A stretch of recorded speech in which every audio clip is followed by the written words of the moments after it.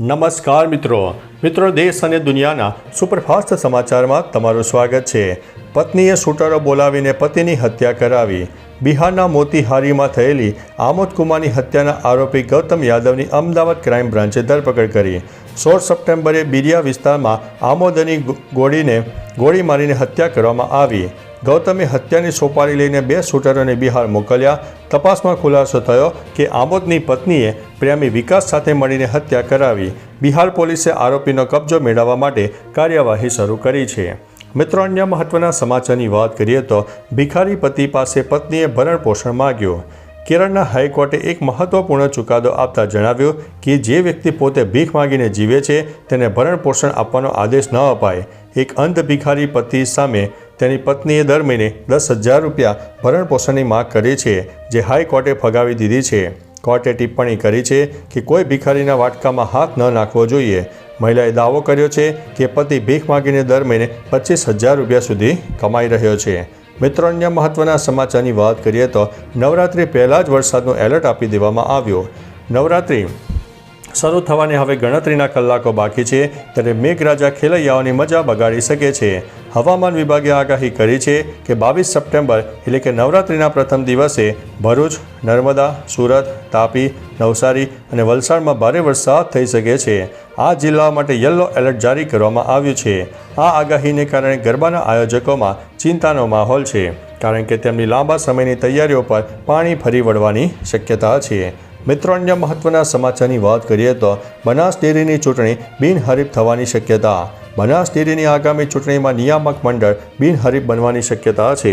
પૂર્વ સાંસદ પરબતભાઈ પટેલે જણાવ્યું કે મોટાભાગની સીટો પર સર્વસંમતિથી ડિરેક્ટર ચૂંટાશે।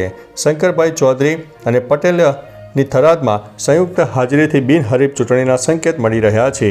ચૌધરીના નેતૃત્વમાં ડેરીએ પ્રગતિ કરી, દૂધ ઉત્પાદકોને સહાય અને નવી યોજનાઓથી ગ્રામ્ય અર્થતંત્ર મજબૂત બન્યું છે, જેનાથી મતદારોમાં ઉત્સાહ અને વિશ્વાસ છે। મિત્રો, અન્ય મહત્વના સમાચારની વાત કરીએ તો સુરત એસટી નિગમ 1600થી વધુ એક્સ્ટ્રા બસો દોડાવશે। દિવાળી દરમિયાન સુરતથી વતન જતા મુસાફરો માટે ગુજરાત એસટી નિગમ 16થી 19 સપ્ટેમ્બર દરમિયાન 1600થી વધુ વધારાની બસો દોડાવશે। આ બસો સૌરાષ્ટ્ર, ઉત્તર ગુજરાત, પંચમહાલ સહિત વિવિધ સ્થળોએ જશે। એસટી આપના દ્વારે યોજના હેઠળ ગ્રુપ બુકિંગ કરનારને સોસાયટીથી વતન સુધી પહોંચાડાશે। એડવાન્સ બુકિંગ બસ સ્ટેશનો, જીએસઆરટીસી એપ્લિકેશન અને ઓનલાઈન વેબસાઇટ પરથી ઉપલબ્ધ છે। મિત્રો, અન્ય મહત્વના સમાચારની વાત કરીએ તો અયોધ્યામાં મોટા રેકેટનો પર્દાફાશ થયો છે। ઉત્તર પ્રદેશના અયોધ્યા શહેરમાં પોલીસે એક રેકેટનો પર્દાફાશ કર્યો છે। પોલીસે ખાનગી ગેસ્ટ હાઉસના માલિક ગણેશ અગ્રવાલ અને તેના 2 સાથીઓની ધરપકડ કરી છે। આ કાર્યવાહી દરમિયાન 11 યુવતીઓને પણ પકડવામાં આવી છે।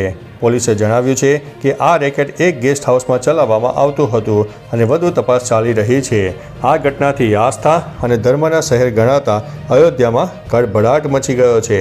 મિત્રો, અન્ય મહત્વના સમાચારની વાત કરીએ તો અમેરિકામાં ભારતને વધુ એક ફટકો આપવાની તૈયારી કરી રહ્યું છે। H-1B વિઝા ફીમાં વધારો કર્યા પછી અમેરિકા હવે ભારતીય ઝીંગા નિકાસ પર ટેરિફ લાદવાની તૈયારી કરી રહ્યું છે। યુએસ સેનેટરોએ આ માટે એક પ્રસ્તાવ રજૂ કર્યો છે। સેનેટરોનો આરોપ છે કે ભારત યુએસ બજારમાં સસ્તા ઝીંગા સપ્લાય કરવા માટે અન્યાયી વેપાર પદ્ધતિનો ઉપયોગ કરી રહ્યું છે, જેનાથી ત્યાંના ઝીંગા અને કેટફિશ ઉદ્યોગને નુકસાન થઈ શકે છે। આ પ્રસ્તાવ ભારતના સી ફૂડ નિકાસ પર નોંધપાત્ર અસર કરી શકે છે। મિત્રો, અન્ય મહત્વના સમાચારની વાત કરીએ તો પાકિસ્તાનનો અસલી ચહેરો મેદાન ઉપર દેખાયો। એશિયા કપ 2025ના સુપર 4 મુકાબલામાં પાકિસ્તાનના ખેલાડી સાહિબજાદા ફરહાને અડધી સદી ફટકાર્યા બાદ બેટને બંદૂકની જેમ હવામાં લહેરાવીને વિવાદિત ઉજવણી કરી હતી। ફરહાનના આ વર્તનને કારણે ભારતીય ક્રિકેટ ચાહકોમાં રોષ ફેલાયો છે। આ મેચમાં ફરહાને 58 રનની ઇનિંગ રમી હતી। તેના આ પ્રકારના કૃત્યથી ક્રિકેટના મેદાનમાં ફરી એકવાર પાકિસ્તાનનો અસલી ચહેરો જોવા મળ્યો છે। મિત્રો, અન્ય મહત્વના સમાચારની વાત કરીએ તો ભારત સામે કેનેડા નમ્યું। ખાલિસ્તાની આતંકી હરદીપ સિંહ નિજ્જરની હત્યા અંગે પાયાવિહોણા આરોપ લગાવીને ભારત સાથે સંબંધો બગાડ્યા બાદ કેનેડાએ હવે સંબંધો સુધારવાના પ્રયાસો કર્યા છે। તાજેતરમાં બંને દેશોએ રાજદૂતોની પુનઃ નિમણૂક કરી છે અને નવી દિલ્હીમાં ભારતના રાષ્ટ્રીય સુરક્ષા સલાહકાર અજીત દોવાલ અને કેનેડાના તેમના સમકક્ષ નાથાલી ડ્રોઇન વચ્ચે એક મહત્વપૂર્ણ બેઠક યોજાઈ હતી, જે સંબંધોને પુનઃસ્થાપિત કરવાની દિશામાં એક સકારાત્મક પગલું છે। મિત્રો, અન્ય મહત્વના સમાચારની વાત કરીએ તો જાતિના આધારે કોઈને લાભ ન મળવો જોઈએ. કેન્દ્રીય મંત્રી નીતિન ગડકરીએ નાગપુરમાં જણાવ્યું કે હું બ્રાહ્મણ છું અને મને ખુશી છે, અમને અનામત નથી મળી. તેમણે સ્પષ્ટ કરીને કહ્યું છે કે ધર્મ કે જાતિના આધારે કોઈને લાભ ન મળવો જોઈએ, પરંતુ વ્યક્તિના ગુણો અને સિદ્ધિઓના આધારે તેનું મહત્વ નક્કી થવું જોઈએ. ગડકરીએ ભારપૂર્વક જણાવ્યું છે કે તેઓ જાતિવાદમાં માનતા નથી. મહારાષ્ટ્રમાં ભલે બ્રાહ્મણોનું મહત્વ નથી, પરંતુ ઉત્તર પ્રદેશ અને બિહારમાં ખૂબ જ છે. મિત્રો, અન્ય મહત્વના સમાચારની વાત કરીએ તો દુનિયાની સૌથી મોટી મચ્છર ફેક્ટરી શરૂ. બ્રાઝિલના કુરિતિબા શહેરમાં દુનિયાની સૌથી મોટી મચ્છર ફેક્ટરી શરૂ કરવામાં આવી છે. આ ફેક્ટરીમાં વોલ્બેકિયા બેક્ટેરિયા સંક્રમિત એટલે કે સારા મચ્છરોનું ઉત્પાદન કરવામાં આવશે, જે ડેન્ગ્યુ અને ચિકનગુનિયા જેવા રોગો ફેલાવતા મચ્છરોનો નાશ કરશે.